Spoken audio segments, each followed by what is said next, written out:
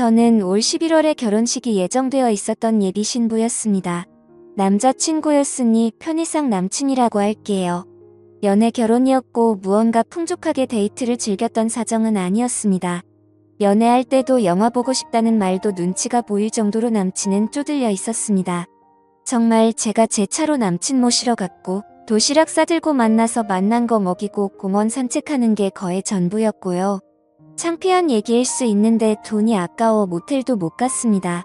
꿈꾸고 바라던 연애는 아니지만 정말 정신적인 사랑 충분하게 했고요. 그래도 남자라고 저한테 모텔비까지 내게 하고 싶어 하지는 않았습니다. 연애 기간 동안 한 번도 서로의 집안을 왕래하지 않았어서 그것에 관해선 서로 불만 없었습니다. 그렇게 4년이 넘도록 만났어요. 저는 내년에 29입니다. 그러다가 아홉수가 안 좋다며 올해 날짜를 급하게 잡고 상견례를 했고 그 자리에서 뭐가 그렇게 당당하신지 시어머님들은 자기네 돈 없다고 말하셨고 저의 부모님은 뭐가 그렇게 죄송스러운 건지 계속 괜찮다며 돈이 있다가도 없고 없다가도 있다고 그러면서 둘만 잘 살면 되는 거 아니겠냐고 하셨죠. 돈 없다고 말하셨을 때도 제 속으로는 설마 정말 그렇게 없으실까? 조금이라도 보태주시겠지 했습니다. 연애야 가난하든 말든 내가 좋아서 했지만 정말 결혼은 다르더라고요. 남친만 본다며 아직도 생각이 달라지지 않아요. 지금도 좋거든요. 시어머님들이 저희 부모님 앞에서 고개 빳빳하게 들고 돈 없다만 안 했어도 저도 이런 생각 덜합니다. 그런데 정말 돈 한 푼도 안 보태주셨고 남친이 그동안 모은 3천이 전부였습니다. 남친 나이가 30입니다. 직장 생활한 지 2년 정도 되었고 연봉 4천 정도 되는데 월급 모두를 어머니가 관리했나 봐요. 자기 좀 쓰고 집 생활비 보태고 하느라 3천 2년 정말 빠듯하게 모은 거였습니다. 좋게 생각해서 그래도 그럴 수 있다. 그리고 막상 안 주시는 것보단 나은 것 같아. 남은 돈은 비우고 우리끼리 알아서 하자 했습니다. 저는 대략 6천 정도 모았었고요. 저희 집에서 집을 사주시겠다고 하시고 결혼자금으로 5천을 주신다고 하셔서 엄마 아빠 덕분에 나름 여유있게 결혼 준비 중이었습니다. 어차피 유산 명목으로 오빠와 저한테 집 한 채씩 해주시려고 했다고 하셨어요. 지금 당장 융통할 수 있는 돈이 3억이라 나머지 집값은 부모님이 대출까지 받으셔서 저희 집을 장만해 주셨고 당연히 명의는 제 명의로 했고요. 집 장만을 하고서도 서로 연락 없었습니다. 돈 한 푼 안 되던 시댁에서 고맙다는 말까지 없더군요.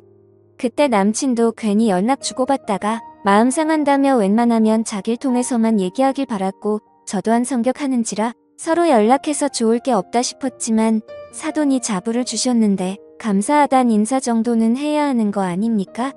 그러다 제가 얼마 전에 남친에게 서서히 월급 통장 가져올 준비를 하라고 했습니다. 다른 부분들은 모르겠지만 그쪽 어머니 통장을 절대 그냥 주실 분이 아니라는 거 정도는 알았거든요. 역시나 조용히 넘어가질 않더라고요. 전화하셔서 반 이상 욕을 섞어가면서 싸가지 없이 월급 통장 가져오라 그랬다면 난리를 치셨고 이내 집에서 그렇게 많이 해줬냐 그렇게 많이 해줘서 겁을 상실했냐 뭐 이딴 소리만 반복했습니다. 정말 창피했습니다. 누가 들을까봐 수화기 소리를 얼마나 줄였는지 모르겠어요. 세상 쌍욕을 다 하시더라고요. 이때만 해도 시어머니니까 예의는 지켜야겠다 싶어 할 말 많았지만 참았고 남친한테 짜증내며 따졌어요. 월급 통장이고 뭐고 필요 없으니까 너 알아서 관리하라고 했습니다.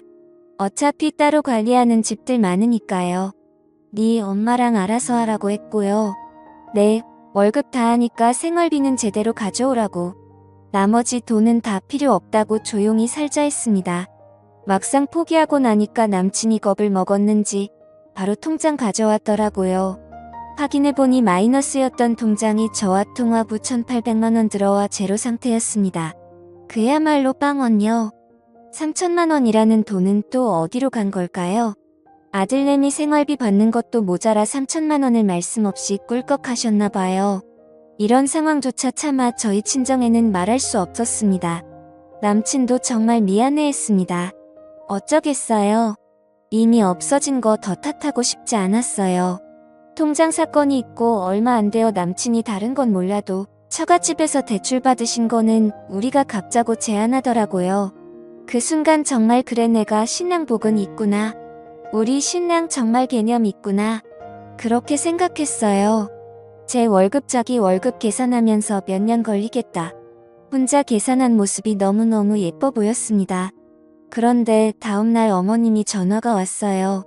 또 욕을 해가면서 우리가 언제 니네 대출까지 받아서 집 해달라 그랬냐고 소리를 지르는 겁니다. 왜 대출은 받아서 자기 아들이 그걸 갚아야 하냐고 난리를 치는 겁니다. 정말 다리에 힘이 풀리고 할 말이 없었습니다. 처음 친정에서 저희 보고 돈 갚으라고 대출하신 거 아닙니다. 자식된 도리로 할 수 있는 건 해야겠다 싶어 저희 스스로 그런 결론을 내린 거죠. 이 남자가 도대체 무슨 말을 어떻게 했길래 아니지 싶어서 화가 나더라고요. 대출금만 갚는 게 아니에요. 저희 집에서 해준 집값 다 갚기로 했는데요. 라고 말을 했고 아무 말 없이 전화가 끊어졌습니다. 그 길로 그 어머님 입원하셨대요. 저와 통화 후 너무 충격 먹어서 입원하셨대요. 무슨 통화 후 갔는지 다 남친한테 얘기했고 돈이 그렇게 아까우면 그냥 결혼하지 말자 그랬습니다. 아무래도 결혼 후에도 나 때문에 어머님 여러 번 입원할 것 같은데 나도 사람인지라 누가 나 때문에 계속 쓰러진다면 우리가 잘 살 수 있겠냐고. 괜히 이혼하게 될 거야.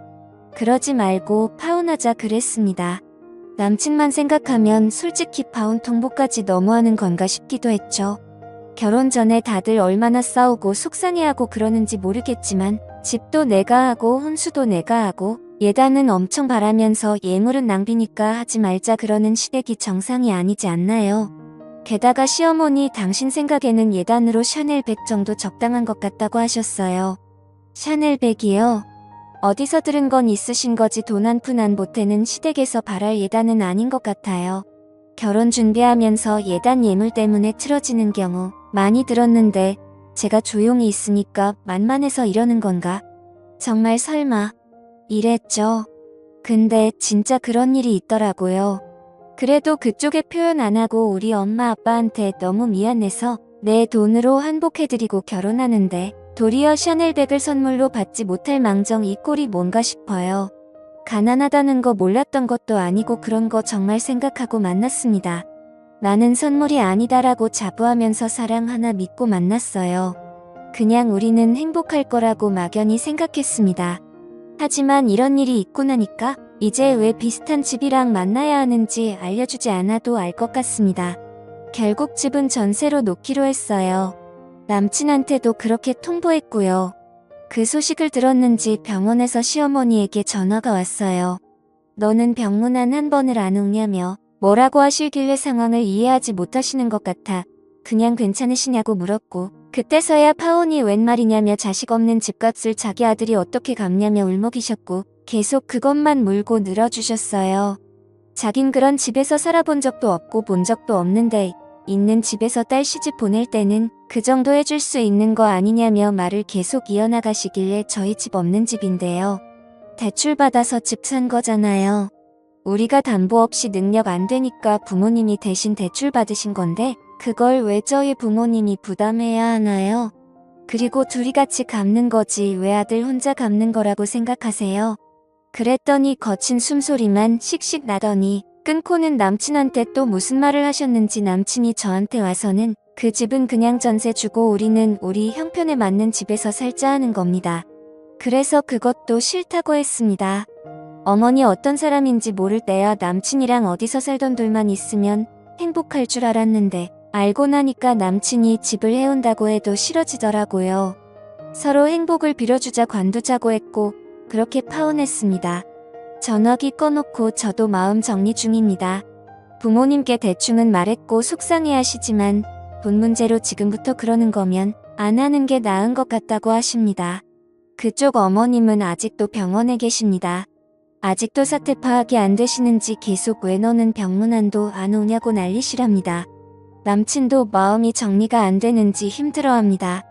정말 그런 시어머니와 살 자신이 없어 파혼했지만 저도 남친만 생각하면 마음이 흔들립니다. 그냥 부모님께 연락하지 말라고 그러고 남친만 보고 살까 하다가도 내가 뭔지 천륜을 끊고 말고 하는 건가 싶어서 눈물이 나곤 합니다. 앞으로 이렇게 사람 하나 보면서 사랑만 할 순 없겠죠. 저도 이젠 이것저것 따지면서 누군가를 만나야 되겠죠. 제가 아직 철이 없는 건지 모르겠습니다. 제가 잘못한 걸까요? 댓글로 현명한 조언 부탁드려요. 감사합니다.